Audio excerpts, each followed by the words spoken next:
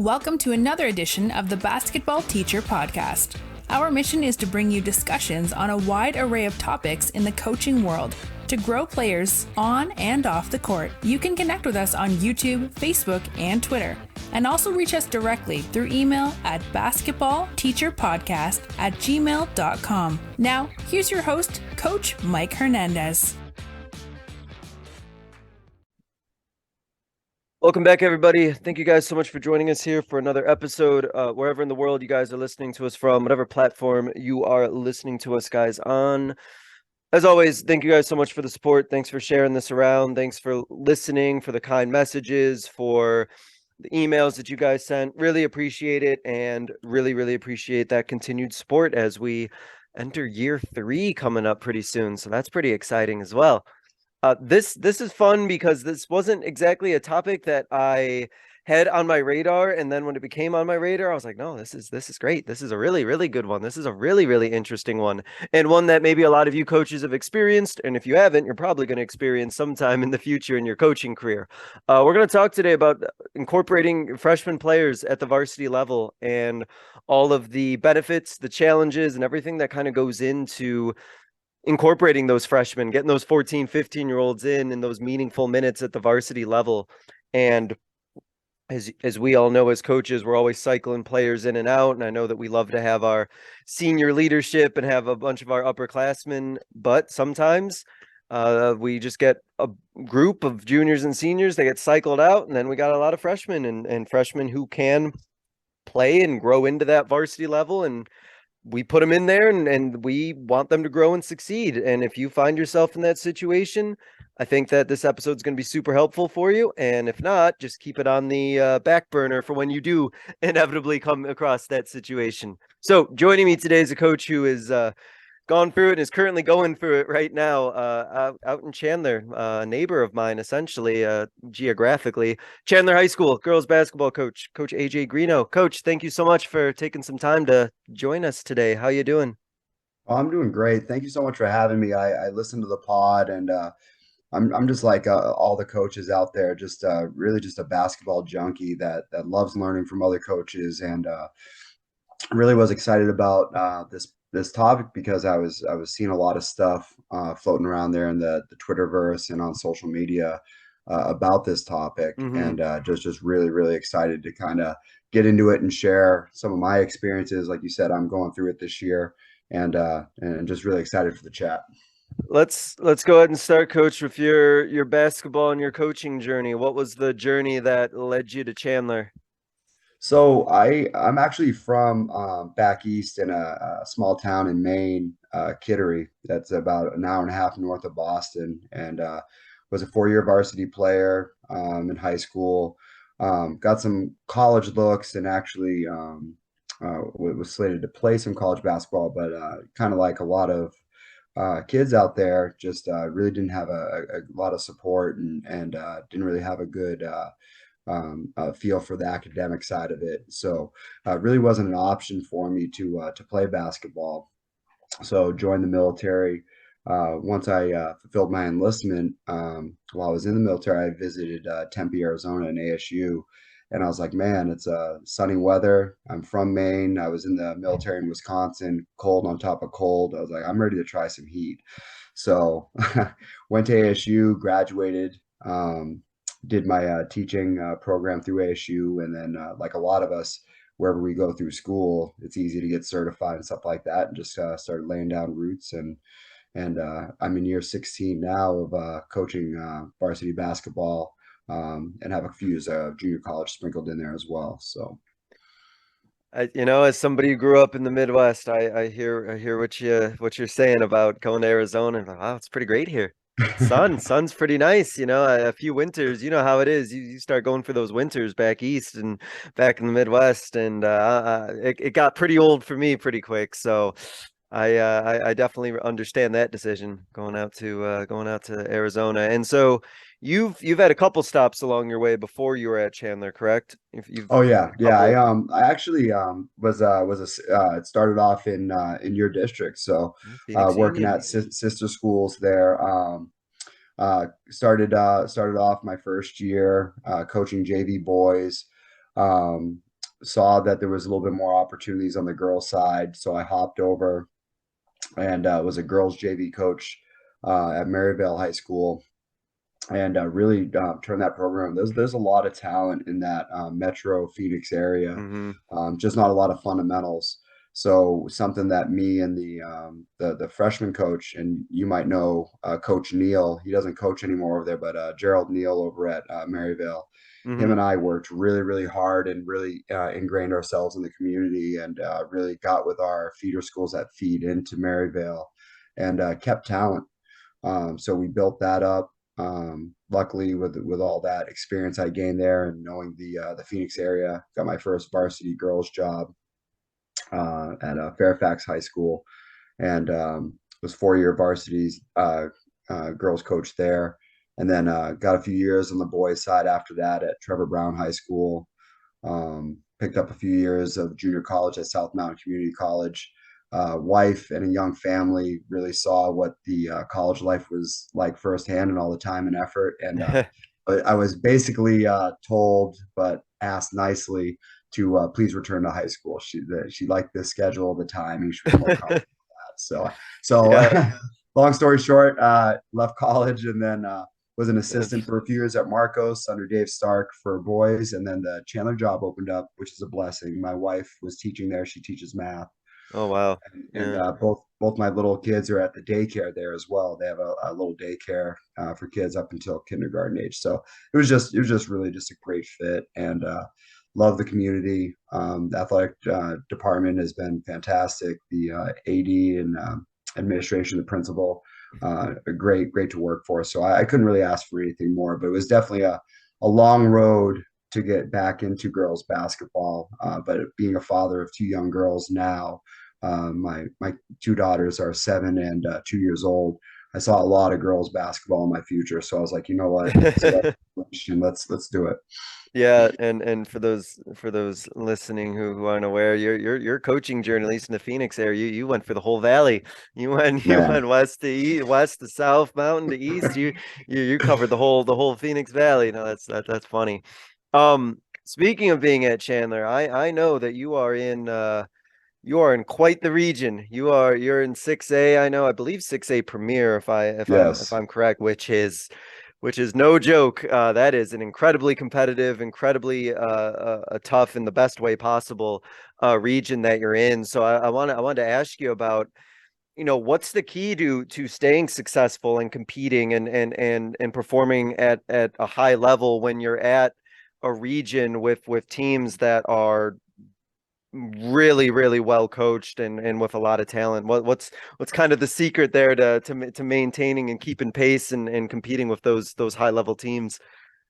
Yeah, I since I've had kind of the run of it, and I've been into kind of like the inner city, I've been in the metro region, and then obviously this is year 2 of coaching in Premier. One thing I've really learned in my journey is the key to building is the same at each stop. I mean, you're going to run into a little bit more competition for players. You're going to have a lot more parent involvement in certain areas of the valley or whatever. But really, it starts with building trust in the community. I mean, if you can get the parents on board and really let the community know what your vision is, what you're about, show them how hard you're going to work for the kids in the program and growing the program.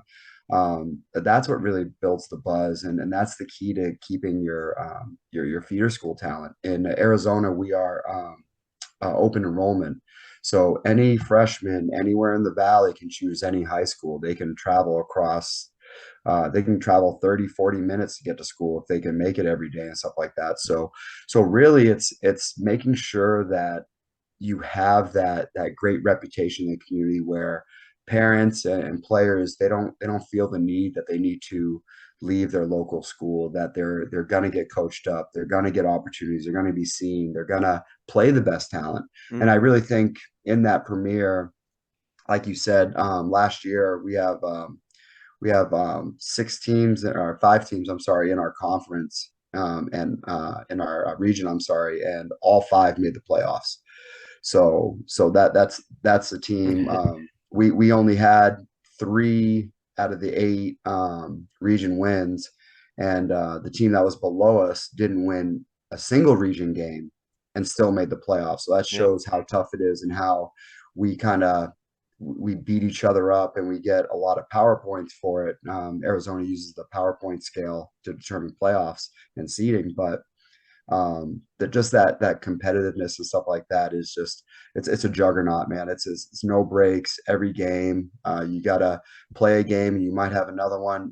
Might have a back to back, so you have to watch film beforehand and really kind of prep for two different teams, and the styles are so different. And one team might have a 6'3" that can move like a point guard, and the other one might have just a bunch of really tough guards that can all just kind of go and shoot and play tenacious defense. It's a fun league, and the parents that know and trust you as a coach to develop, it allows you to hold on to kids. And I think that's where a lot of programs struggle in such a competitive conference. If they lose the community trust and players feel need to go elsewhere, it's really, really hard to get that reputation back and really get that faith back there, and you just lose kids, especially with this just being open borders. So Yeah, and I'm sure I mean, you could speak to this. You work with and know a lot of parents and are working cooperation of a lot of parents who've probably invested, a lot of time and probably a lot of money, and they know what good coaching is supposed to look like, or they know what they're expecting out of their players. I'm sure a lot of them kind of have a sense about the game of basketball as well. These are pretty informed, pretty clued in parents, I imagine, who will know when a coach is doing right by their daughter, or if they aren't doing right by him. oh no, absolutely, and that's something that as well. And I was speaking to a coach that just got a job in an interim basis.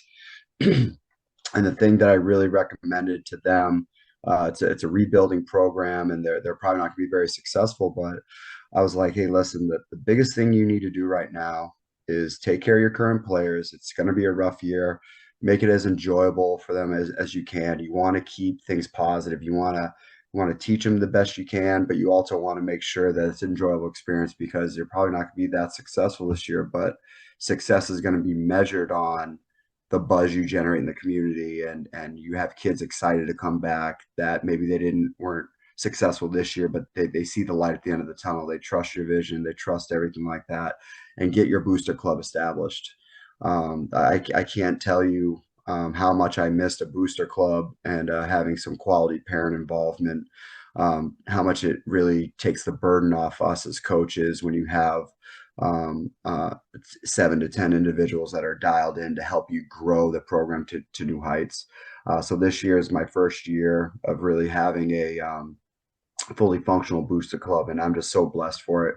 The parents are very selfless.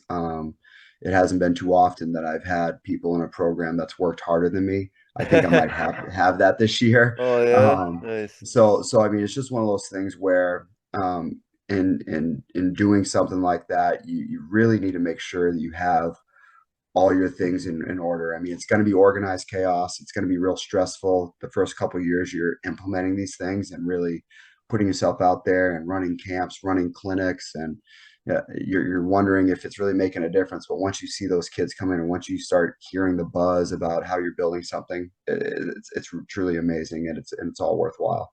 Yeah, that's awesome. And let's jump right into it, because it kind of transitions well to talking about this idea. And I think that kind of sets the stage well about the fact that I know in particular, as of right now, you're in a situation right now where you have a lot of freshman players who are playing varsity. And as we just mentioned, kind of as a backdrop, you're in quite the region as well. So these freshmen are getting these varsity minutes in arguably the toughest region out there in the state. And so knowing that, when you have looked at prior squads, or even looking at this current team that you have right now, what goes into that determination as to whether or not a freshman player is ready to be right in there and start and play varsity minutes? Yeah, so for me, I really look at a few different things. So when it comes with a freshman, if I see them coming, and I know obviously we've seen them in club, we've seen them in like middle school and stuff like that, but that's a totally different game than what they're getting prepared for. What I see is certain just qualities, and this year I'm actually starting a freshman at point. And as all you guys out there know, you need to have a point guard that's pretty cold-blooded, pretty dialed in, and just really understands what we're going for.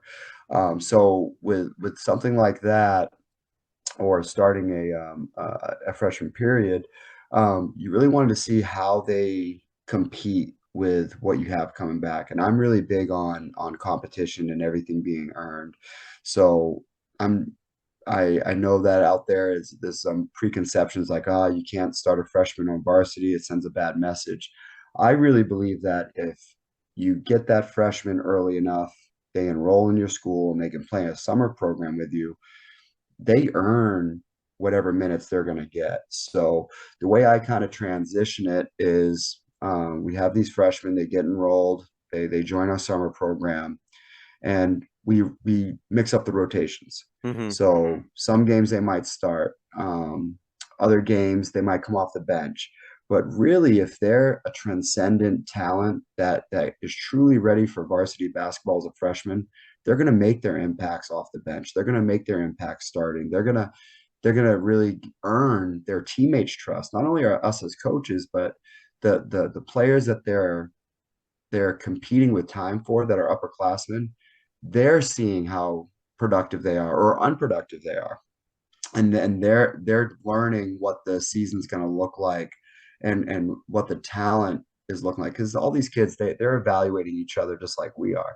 So for me, I really think it's essential, if you're looking at having a freshman truly earn a varsity spot, they need to be with you in that summer ball. And if you're fortunate enough to have a fall program, with all your players, if they're not multi-sport athletes, you don't lose them for volleyball.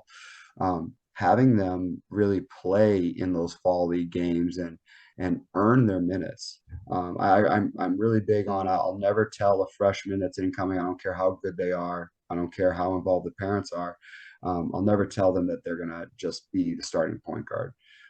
They Yeah. need to earn it, and I think that's the way you keep your culture as well. Because there's nothing worse than you starting a freshman than maybe having them iced out by the other players just because they're the next big thing, but their production isn't there.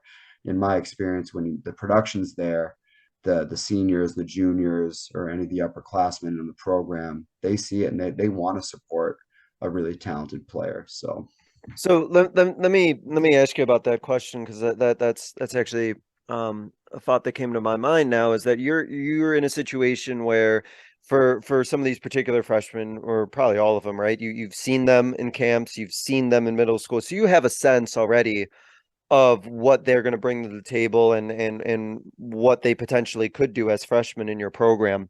So knowing that, what do you tell your girls who are, incoming juniors or incoming seniors? Is there a conversation about, like, hey, don't think just because you're a junior or senior that means anything? Is it kind of an established within your culture that, at any year is, potentially gonna be somebody who could be in varsity regardless of what year they are? What is that conversation like with your older players, as you know that these new freshmen are coming in? yeah, so I think the fortunate thing about the returning players are that I think if you establish your culture, and I'm a firm believer, I don't think this is just what I kind of know, what I've experienced. Hmm.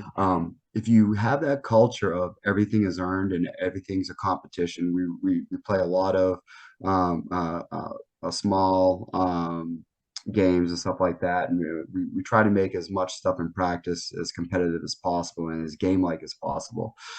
So we really preach on competition and earning your minutes, and every time you step on that court in practice or in a game, this is a mini tryout for more minutes or an improved role.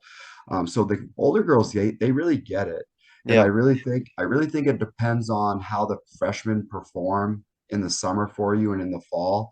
I really use that as kind of our evaluation process, in shaping my teams too. I mean, we do the tryouts, and the tryouts are the end all be all, and that's that final push to earn a spot or to earn those minutes, or earn your role.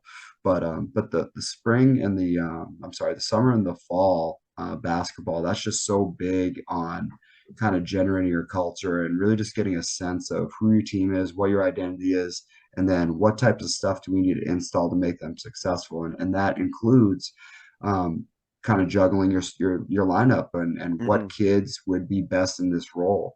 So for me this year, we didn't start the freshman point guard came in right away and just could get it, and they could run the play, and she earned the trust of the team, and she earned the trust of the coaching staff right away. My second starter is a really nice lights out shooter that that had some questions defensively, and she had some questions about other parts of her game. But Yeah. playing in this fall league that we were just in, she made great reads defensively. She's very instinctual. She can jump passing lanes off the ball at a very high level, and she could rebound. And she led us in scoring in the fall. So she's an example of, yeah, she was getting looked at to play varsity because she's that type of shooter, and she could do a lot of nice stuff with us spacing the floor and help us out against, especially against zone teams. But when she started really showing that she could play defense at that level and rebound at the varsity level, that's what kind of elevated. And the other girls saw it too. I mean, I had seniors talk to me, man, she's really instinctual. She really gets what's going on in the court, and she sees things before they happen. So a lot of the girls, I didn't get any blowback. I didn't get any talks. Yeah. None of these girls have felt iced out or uncomfortable. And I do a really good job of having a lot of one-on-one conversations just to see how things are going. I think it's important for us to keep a pulse on how our team's doing and what the morale is. And I can talk about that a little bit later. I don't want to get too far off topic, but I really think making things earned is really what keeps these freshmen not only grounded and accountable for earning and keeping their minutes, but also these older girls that know, hey, coach is really allowing kids that earn minutes to get time. I need to step up and I need to do more so I can be on the court too. Yeah. So, I mean, I think that culture lends itself to, those upperclassmen, like you said, understanding that they have to earn everything, but then also for your freshmen, for your younger players, right? That everything has to be earned, and that if they're going to keep that spot and they're going to, continue to be getting those varsity minutes, they're going to have to earn it, right? Every single time they're in practice, every season, they're going to have to consistently prove themselves, because if they're not earning it, then there's going to be somebody else who maybe is working hard, who's going to take that spot. Absolutely, and we're even seeing it now that just because someone's a starter, um, they they they need to be able to do things on the court. And I'm really big on not every role is for a score. There's other ways you can impact a game. Sure. And if the players aren't succeeding in their role, then they come out. My assistant coach and I will kind of discuss what we need to see from them moving forward, whether it's during the game real quickly or maybe it's after the game, and just being real purposeful. And we use film. We do a lot of stuff with like film, and the girls all have their login and stuff like that. So we really want them just to learn the game and to be not, I don't want to say critical of their performance, but I'd really like them to look at what they do well, and then what do we need to improve on for the next game. And I think that mindset of acknowledging, okay, this is how I can help my team, and this is what I really need to improve on. Because when I'm in the game, if my shot's not falling, or if I'm struggling on keeping my man in front of me, like my normal role is, I need to be able to try to add value somewhere else and not Sure. hurt the team in terms of turning the ball over or missing box outs or whatever. Yeah, no, I 100% agree with that. That's well said. We know that the season is physically and mentally something that can definitely take a toll on coaches and all of our players. But I imagine, in particular for freshman players, that it is quite the physical and mental grind to be a varsity player at the freshman level. So how do you work to kind of get them ready for that, as well as kind of keep them as physically and mentally sharp throughout the course of what will be a very long, very difficult in some cases season for them? Oh yeah. No, it's funny because the freshmen we're really big. We've been in the weight room. We have a basketball class, the final period of our school day. It's during our sixth period. So it's athletic locker room. And we actually have been lifting 3 days a week up until the season started. So we kind of have this class set up, and it's really something that's great for not only the freshmen, but the whole program. So we have girls from our freshman team, JV team. So I have like a class of 36 kids in the program that's in that classroom. But it's on the varsity level when we get lifting with the varsity. It's funny how the freshmen kind of look at you when you show them a new lift, or they're bench pressing and they might have just 5 pounds on the bar, while we have our juniors and our seniors repping out 100-pound bench presses and stuff like that. So you're gonna get some looks, and you're gonna get some uncertainty, some pushback, but really what you want from these freshmen, you want to immerse them in that culture that you have, in that, all right, this is what we do. We do weights on Monday, Wednesday, Fridays, no matter what, even on game days. So in the season, we tone it down to 2 days a week. So we're now trying to go on Tuesdays and Thursdays. But as we mentioned before the interview, my schedule is pretty much front loaded. So we're missing a lot of weight room days because we have early games for this tournament. But year-round lifting is huge, and I think for these freshman girls that might have zero experience with weight training, it's going to help them get ready for this high school grind, because I don't know what the feeder schools look like in your neck of the woods, but I think the girls play 7 or 8 games, and then they're right into like a small tournament. So high school, Yeah. we're gonna play near 30 games.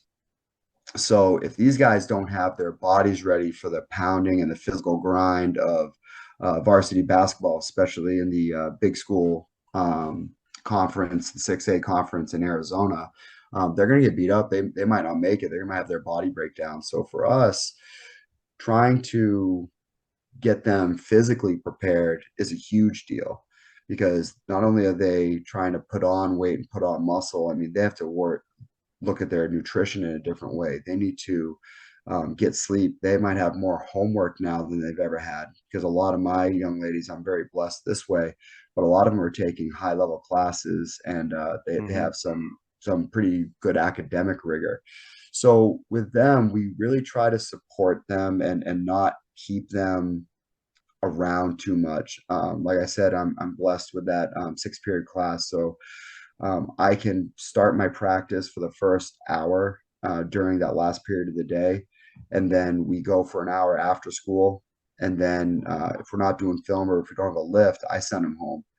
And anything that we do, we might do like a virtual meeting. So if we want to do some like film study together, we might do some virtual training where the kids can be at home, they can get a good meal, they can get some homework done, and we might have like a 45-minute film session. Um, this is going to get them seeing the game. This is going to get them, okay, I see what coach is saying now, because we all get in there, and as coaches, even us, we might be 100% certain something happened a certain way as we're watching the game, but then we watch film, we're like, oh my gosh, Yeah. what was I talking about? That doesn't even make sense, what I was telling the kids compared to what was really on tape. So it's so distorted as you get in the game, and you're watching certain things, but you're missing some other stuff. So for us, we're really big on just trying to teach them how to prepare, and how to handle that grind, because it really is a grind for these young girls that have never done it before. So having those older kids bought in, and really supportive, and really helping them kind of maneuver being a freshman, and teaching them the ins and outs of what the expectations are on the program is huge. But we really try to push them physically and mentally, but we also try to give them time to kind of digest things, and not overwhelm them as well. And I think that something that you said that kind of resonated with me is that idea of when practice is done, and if you're done, like we're done, sort of thing. I think that I know I've been in positions before where I just want to, hold them forever in the gym, I feel like, and keep them always doing stuff. But I think that I've definitely worn out some teams in the past with that sort of mentality. And like you said, if you got done what you need to get done, let them go home and let them go home and let them be at the comfort of home and do the things that they got to do. And you kind of have to let them go and kind of recharge and get their balance and get their schoolwork done and get all those other things done and not just try to hold them in the gym for as long as possible because I think that could be definitely detrimental. Oh, definitely. Yeah, the kids get burnt out, and we might, as coaches, think that we're helping them, but at the same time, we need to let them kind of decompress too. We keep them wound up and we keep the pressures on them, and they have who knows what they're dealing with at home. We just need to make sure that we're just cognizant of that they are freshmen, they are sophomores, they are juniors. Heck, Hmm. they could be seniors with a lot of stuff going Sure. on. Seniors are worried about ACTs and college acceptance, and maybe they're working and trying to pay for their first car or whatever. So there's so much on every player that we really value giving them their time. Once we get it done, hey, this is what we're doing. Get home, enjoy the rest of your night, rest up, and be with your family. I love it. Freshmen are going to face a lot of new types of adversity being on varsity. I imagine a lot of freshmen have been very successful all the way going into your program and maybe they faced some challenges, but by and large, I'm sure they have done pretty well for themselves and have certainly not faced the type of adversity that I know they're going to face in high school. So, what do you and your staff and your program do to kind of keep them powering through that adversity, keep them positive, keep them upbeat, and keep them going throughout the course of a year? Yeah, so with freshmen, we need to make sure as coaches, and I try to do this, and it's hard. We need to make sure we realize where they're at, that it's got to be a learning curve. I don't care how good they are, they're going to have their struggles. They're going to make mistakes. They're going to turn the ball over 5 6 times one game, and they're going to not know time and situation, and take a bad shot maybe in a moment of the game where it could cost you the game because they thought they were open and they could take a shot up 1 point and 18 seconds left. Who knows? But with that is you have to really focus on the teaching aspects of it. And with freshmen having the different experiences, whether it be club or junior high, the competition and the preparation by your opponents are going to be so different. Passing lanes shut down so much quicker. Teams can close out on you so much faster and contest a shot. So really what we try to do is we try to make sure that we always build them up. I always lead with, hey, great job on this right here. I really see you working on it. You're growing so much in this area. That's awesome. Great job. How'd you feel about that in the game? So have a little dialogue on how they felt doing things that they were doing well. They really put a lot of time and effort into to try to improve. All right, now let's talk about an area of the game maybe that they might have struggled. So we need to make sure that we try to go, what is it, the 3 to 1, three positives to a Oh yeah, negative. yeah, yeah. So really it's just making sure that, hey, you're not there yet, but you're getting there. It's not a matter of needing to be perfect. All right. So what we ask for is perfect effort. So no one in this game, coaches, players, or anything, officials, no one's going to have that error-free game where we're all human, we're all going to err. So we really try to keep them really positive, but at the same time, accountability is really big. Hmm. Again, it's coming back into culture. You need to allow yourself to take ownership over any errors or over any poor decision making during a game, because that's the only way you're going to learn. So we really try to do a good job of having our players do the accountability piece, and trying to have a player-led team as rather a coach-led team. And I think having that, the younger kids are a little bit more receptive to feedback, and they look at the older players as kind of big sisters, and that it really builds your culture when you have kids um, keep each other accountable, but in a caring way.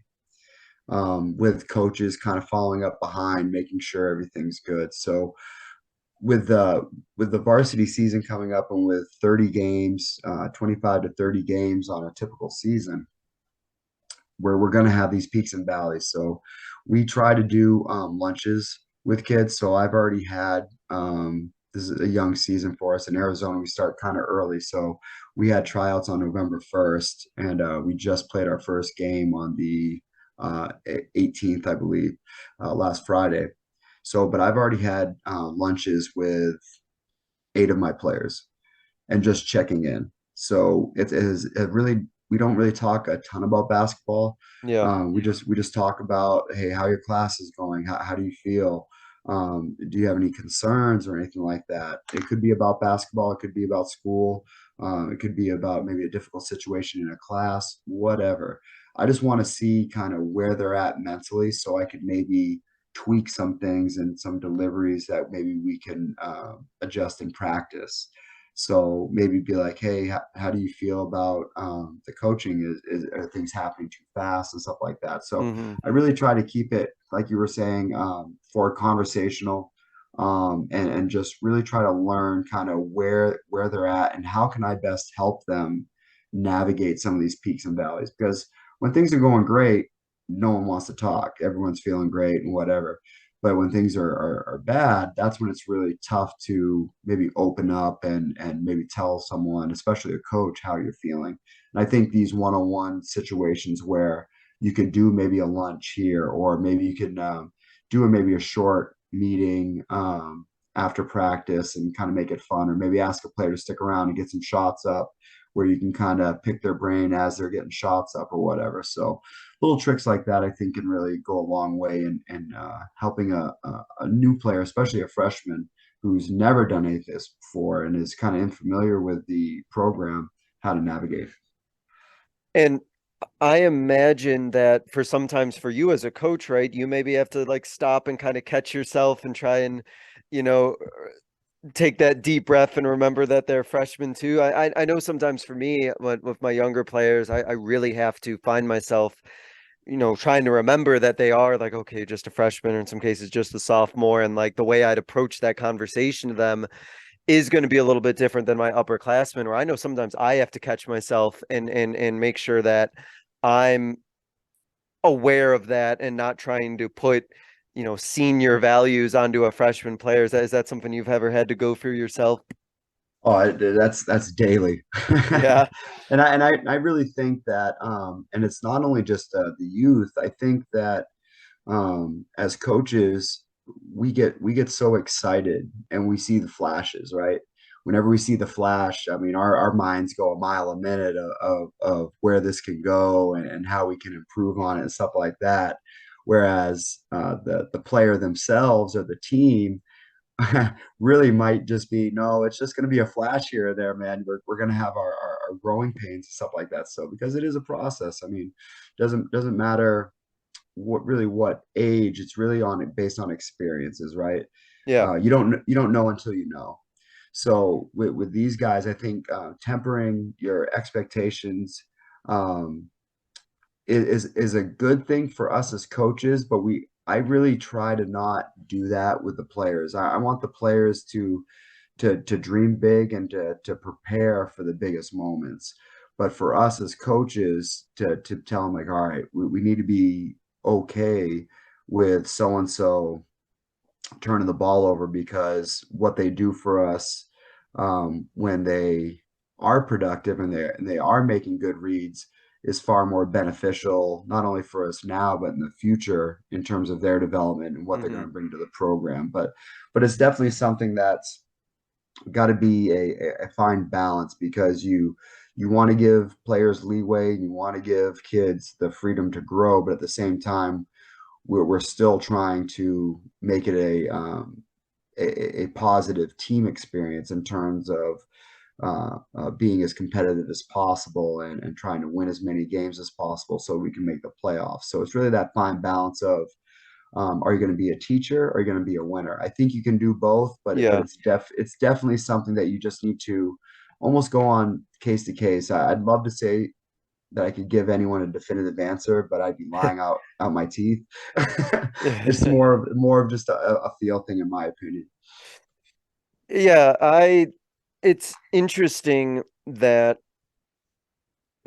with freshman players that I've worked with before, and I'm sure you could speak to this too as well, is that, some of them are ready maybe right away for a certain type of conversation or a certain level of coaching, and then others, at least in my experience, kind of need to, in some cases, kind of be built up to it. Maybe they weren't used to a certain coaching style, or they haven't been exposed to having somebody really on them in a good way, having them really on them, and they almost have to kind of be built up for that. And I think that's always an interesting type of conversation that you end up having with those players as you start like figuring them out, is like, are they ready for me to be talking to them this certain way, or do they even have to be like built up to that level and be ready for that conversation so that they don't completely like fall apart or crumble when the first time somebody really gets on them.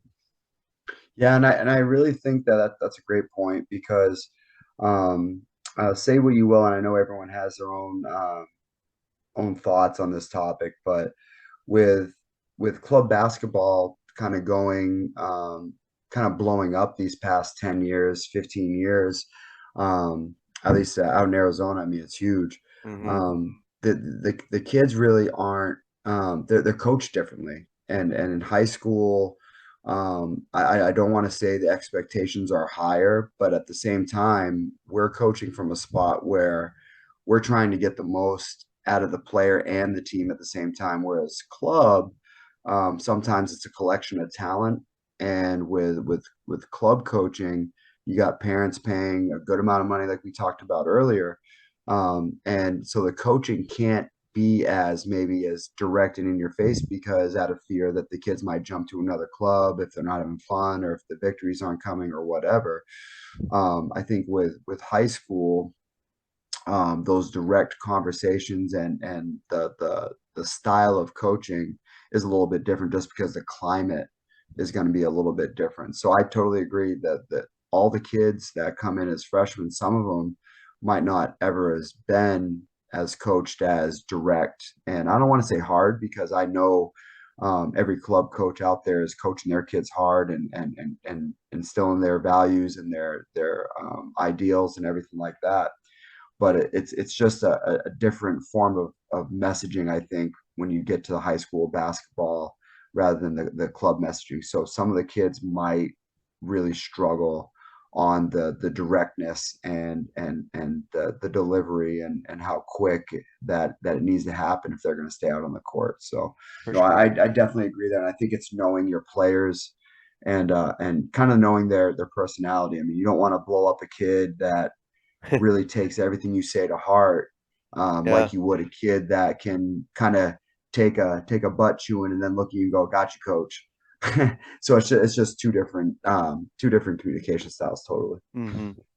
Why do you think it's important that coaches consider or do play a freshman and get them right in at that varsity level rather than have them go through the lower levels first? When do you think a coach should really look into just putting that player right in there and getting him those varsity minutes right away?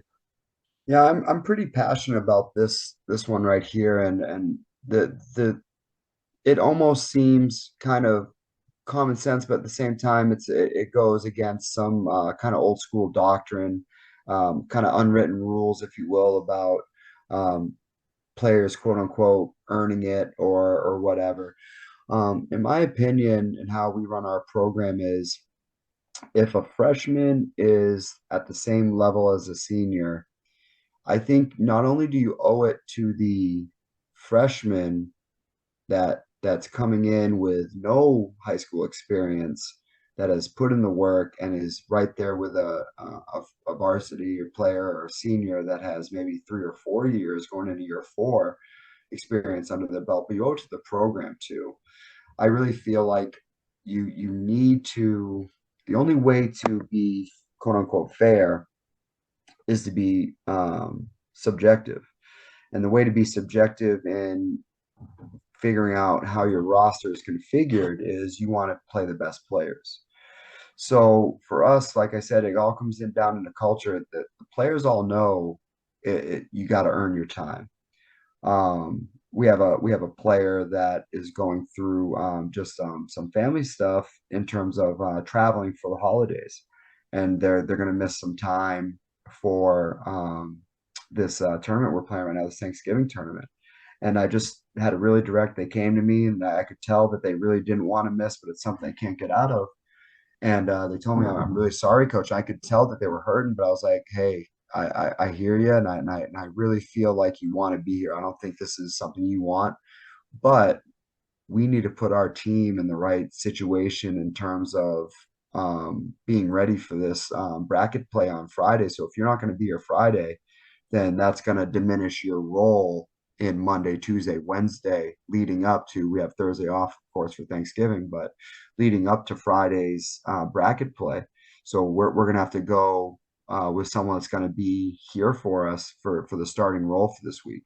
And she totally got it. So once you have that culture of really just everything is earned, um, I think that your your culture is going to be like, man, this kid's coming in here as a freshman and they're outplaying me. I need to step it up. I need to train. I need to get better. And I really think that it just catapults your program to the next level. Because really what we don't want, and I think what could really be a program killer in terms of having some talent come into your programs, is the conception that, oh, yeah, my son or daughter was going to go to Chandler, but coach doesn't play freshman on varsity. Well, why not?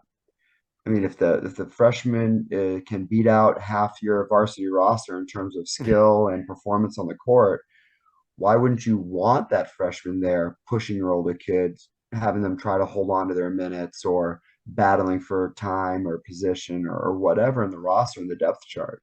I just think that it's really detrimental to a team to be really rigid in anything.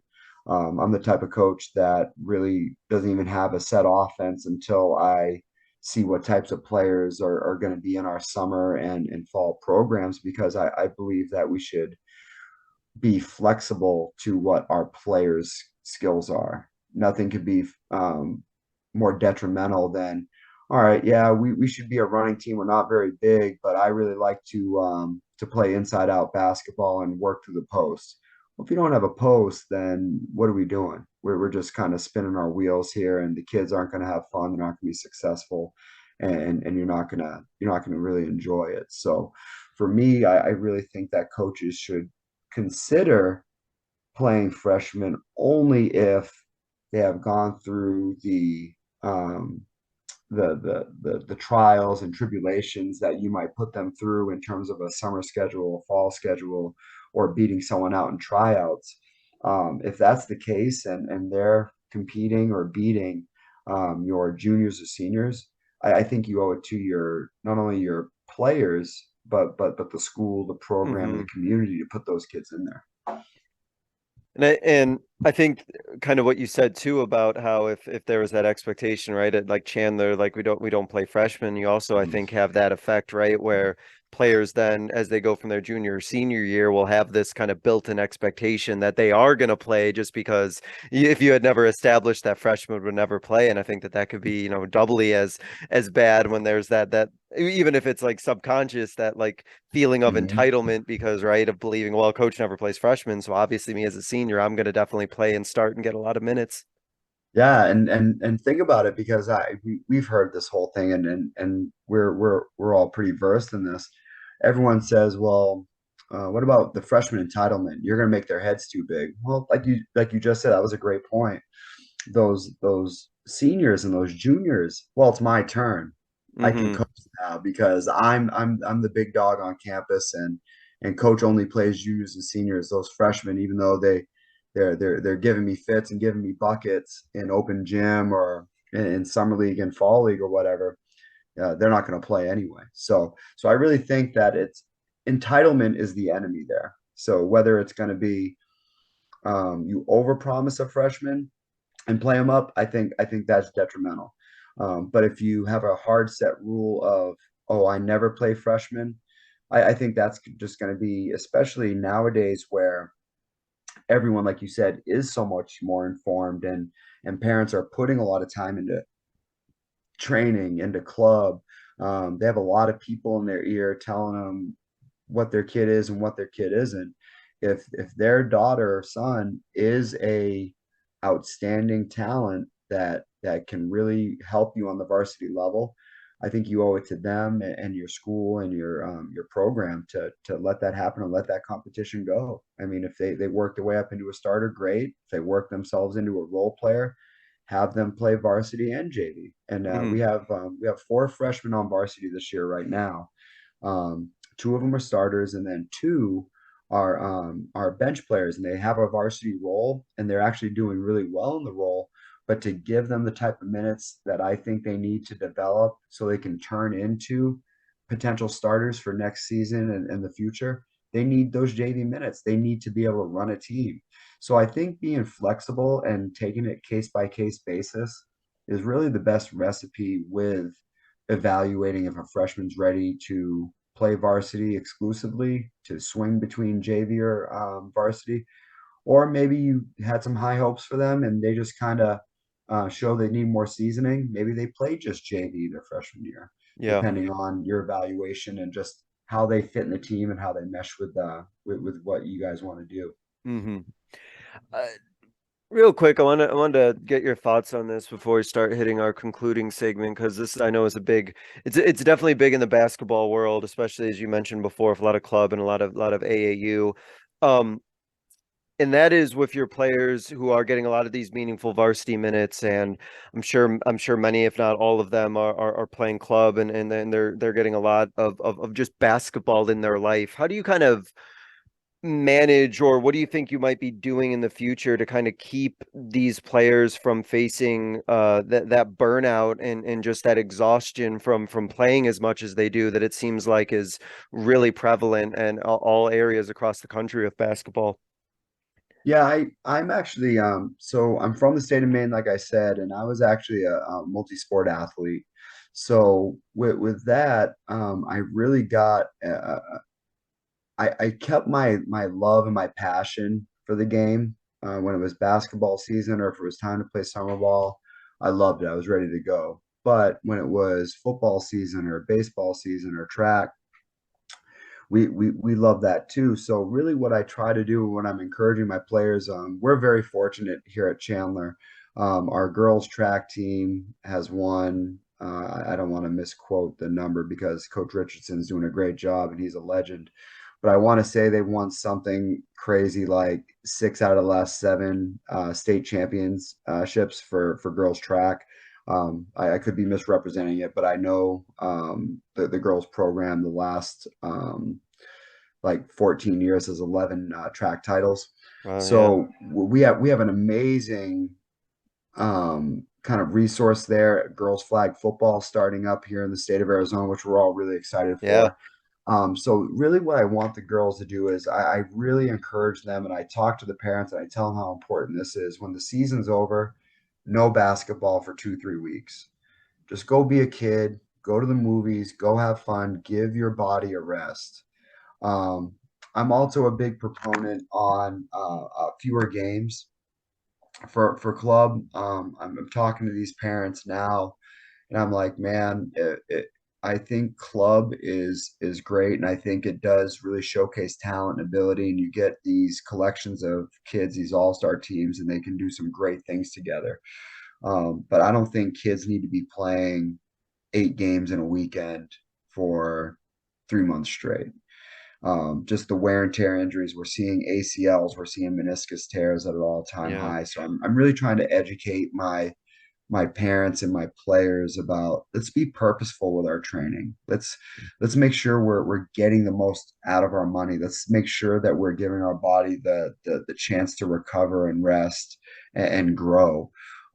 So we try to encourage kids not only just to play basketball. I really believe in the multi-sport athlete and that it trains you to be a better all-around athlete in general.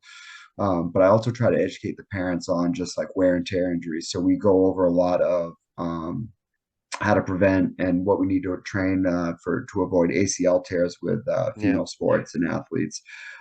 We talk about what overtraining is and stuff like that, and how meniscus tears typically occur and stuff like that, and under what type of stress and that we're putting the body under. So I really try to do a lot of education for players and parents towards the end of the season about what I'd like them to be doing and why, kind of the purpose behind it. Hmm. But again, we're in a pretty competitive environment right now with basketball, and everyone is chasing a scholarship, and no one wants to be left out in the cold. And I really think that we're doing kids a disservice of letting them believe that the only way that they're going to be seen is to play 8 games in a weekend and play in these local tournaments that may or may not have one junior college scout at, you know what I Yeah. mean? Yeah. So I don't know. I don't want to act like I'm anti-exposure or anything like that, because that's totally the furthest thing from the truth. But I definitely think that there is a better way to go about developing talent and to taking care of kids' bodies, because I'm seeing more and more kids have the knees and ankles and meniscus of an 80-year-old rather than a 16 to 18-year-old girl. So, Well, as you so mentioned, it's you really want them, concerning. you want them to be kids, right? And so one of the things you want to make sure at some point they have that time, hopefully just to relax, be a kid, and just kind of enjoy themselves. And that's I know always been a concern on my end, is definitely wanting Mhm. to make sure that basketball has just always been a positive, fun experience. And it's always bummed me out personally when I hear players talk about basketball at a young age as if it's like already a job and it's already work, and they've had that passion already, extinguished out of them. That's a real shame.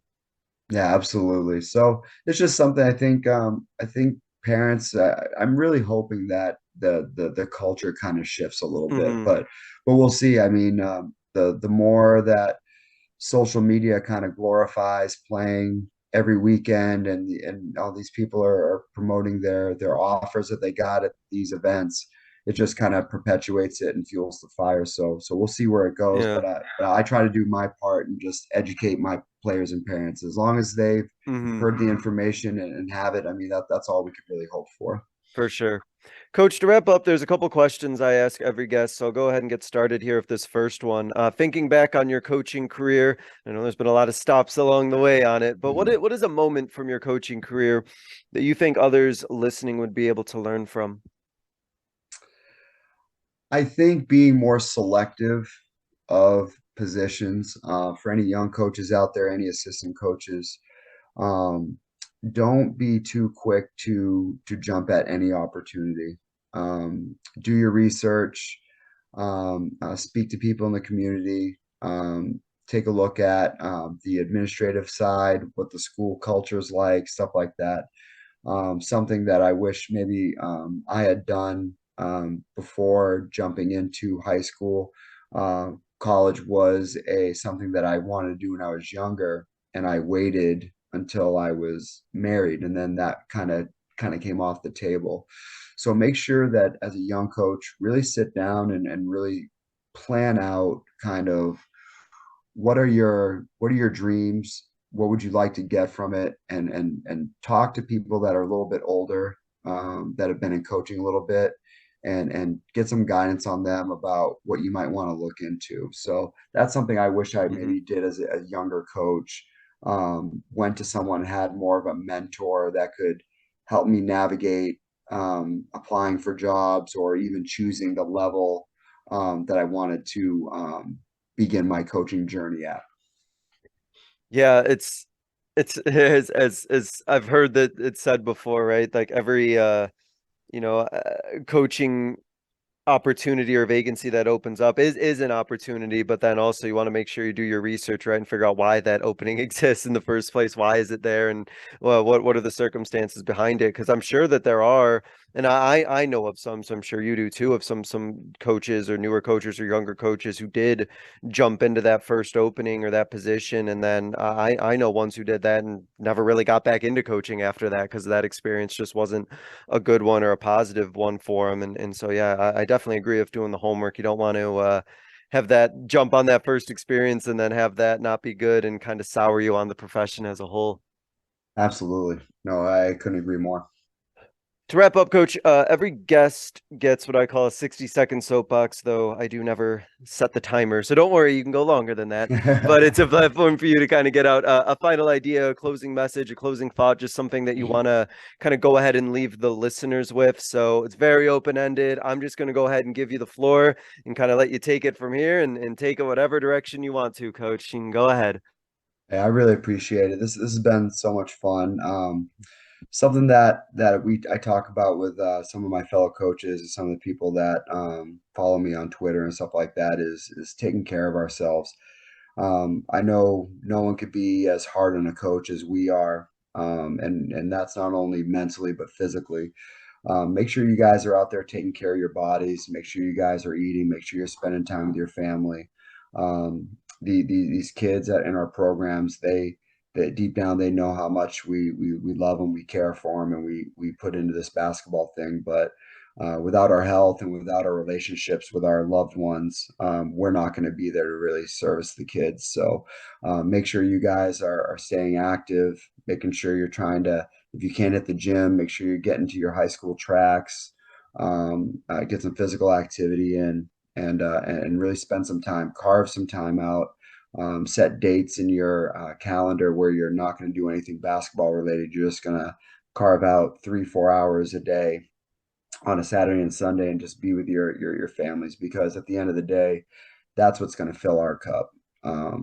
I've had winning seasons, I've had losing seasons, and there's always more work to do, but we only have these certain amount of time to spend with our families and our loved ones and take care of our bodies. So make sure you guys do that, and hopefully you all get a lot of W's this year and grow your programs.